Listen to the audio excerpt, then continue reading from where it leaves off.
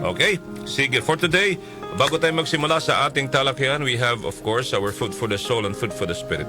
Are you familiar with Prophet Joel? No, not me. I am not a prophet. I'm a sinner.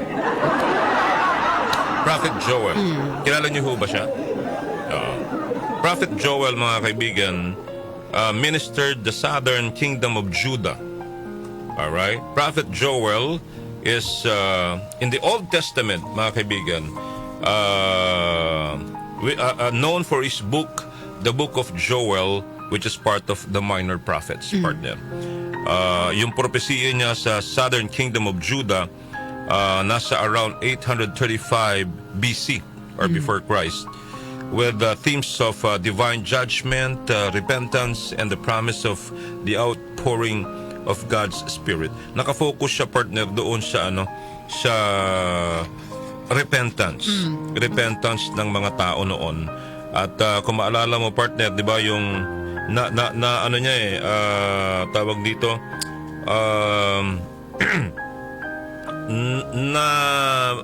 nasabi niya o nailabas niya, anong tawag doon? Na prophecy, tama ba? Yung prophecy niya doon is yung the day of the Lord, a time of divine judgment and wrath, yung galit ng Panginoon. Ito yung partner, yung mga locust, yung locust, ang dami-dami, di ba, na sumira sa mga pananim noong panahon na yon.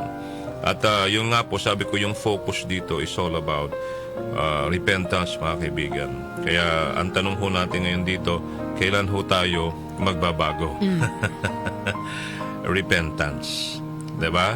Oo. Sabi niya ho kasi, mga kanyusik, sa book of Joel, sabi niya is sa Joel chapter 2 verse 25, I will give you back 7 times what you have lost. Diba? Diba nagalit ang Panginoon? So nagkaroon ng tawag dito, nagkaroon ng famine. Diba? Nung panahon na yon. Ngayon, doon sa mga naniniwala sa Panginoon, yung mga nagnanumbalik sa Panginoon, bumalik sa Panginoon, ang sabi niya, kasi nakakausap niya Diyos ang sabi niya is, I will give you back 7 times what you've lost, mga kaibigan. So, meaning to say,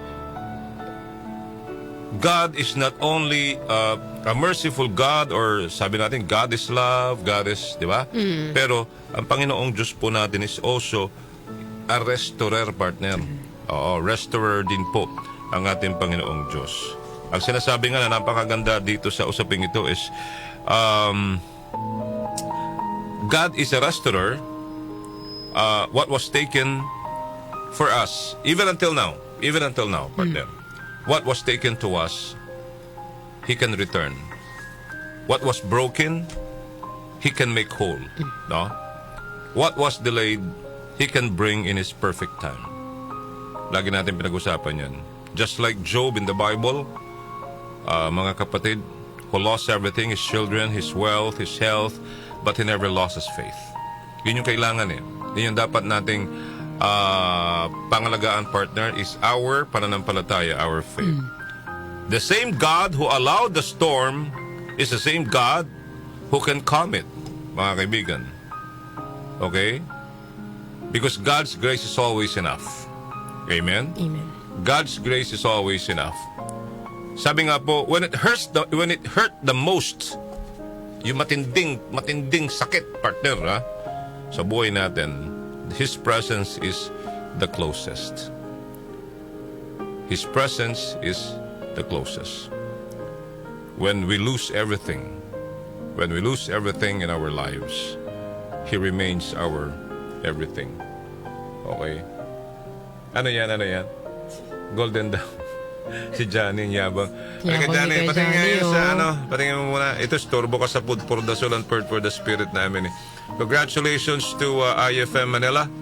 Ito po yung kanilang natanggap na Golden Dove Award. Ayan. Yan po yung kapisanan ng mga broadcasters sa Pilipinas present this 28th Golden Dove Award to DWKC 93.9 IFM Radio Mindanao Network, Best FM radio station in Metro Manila. Congratulations, IFM. Alam mo, proud kami, ganito kami dito. Oo, walang kompetisyon, nagtutulungan. Kaya dito sa 774, congratulations sa inyo. IFM Manila, bakit nasa amin ito? Ayun, si Kuya Johnny may Kuya Johnny, kasalanan kasi yan. Congratulations, super proud lang IFM. We're talaga. super proud sa inyong lahat. Oo. Mabuhay kayo mga kapatid. Okay, let's continue. Sabi ko kanina, when we lose everything, He remains our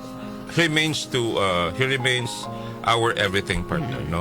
So sa lahat po ng mga nakikinig ngayon, if you feel like, sabi ko nga, lagi giving up, who feel like, bro, naniniwala ba kayo doon? Naniniwala ka ba doon, partner? Oo. The pain you feel today could be the testimony you'll share tomorrow. Kung anong pinagdadaanan mo ngayon na matindi, sabihin na ating sigalot, di ba? Kalamidad sa buhay mo, ha?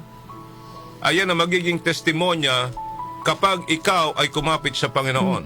Hindi ka bumitiw sa Kanya. Dahil darating ang araw, pagtatawanan mo na lang yung nangyari ngayon. Oo. Amen? Amen. Because ang Panginoon natin ay ang Panginoong totoo ang pangako na hindi ho napapako. Kaya tuloy ang tiwala ho natin sa Panginoong Diyos. Alright? So for that, ganun din ang sinabi sa Proverbs partner eh. Proverbs chapter 6 or 16 verse 3. Ano pong sinabi doon? Same lang with Joel, the book of Joel. Commit your work to the Lord and your plans will be established. It also emphasizes the importance of surrendering one's plans and actions to God. Yun yung sinasabi natin. I-surrender natin lahat sa Panginoon po. And trusting in His guidance and wisdom for success in life. Kaya nga sabi ko sa iyo, if you want to be successful in life, as in truly 101% partner, is you have to put God first. Amen? We have to put God first in our lives. Okay? So, commit your works to the Lord. Lahat ng plano ni ho ninyo, di ba? Manifest na ninyo, the word manifest, i-claim na ho ninyo kapag sinabi ho ninyo sa Panginoon. And your plans will be established. Amen? Oo. Amen. Alam mo ba yung sinabi yung kanina yung ibabalik ko sa iyo 7 times?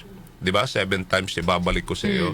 Oo. Yung 7 times pala in the Bible often symbolizes completeness or perfection doon sa nawala sa iyo. Yun yung pangako ng Diyos until today. So dito po mga kaibigan, ang kailangan lang daw para makuha natin yun ay repentance. Repentance po mga kanyusik. Kaya for today, Proverbs chapter 16 verse 3 din po encourages all of us believers to not only work diligently.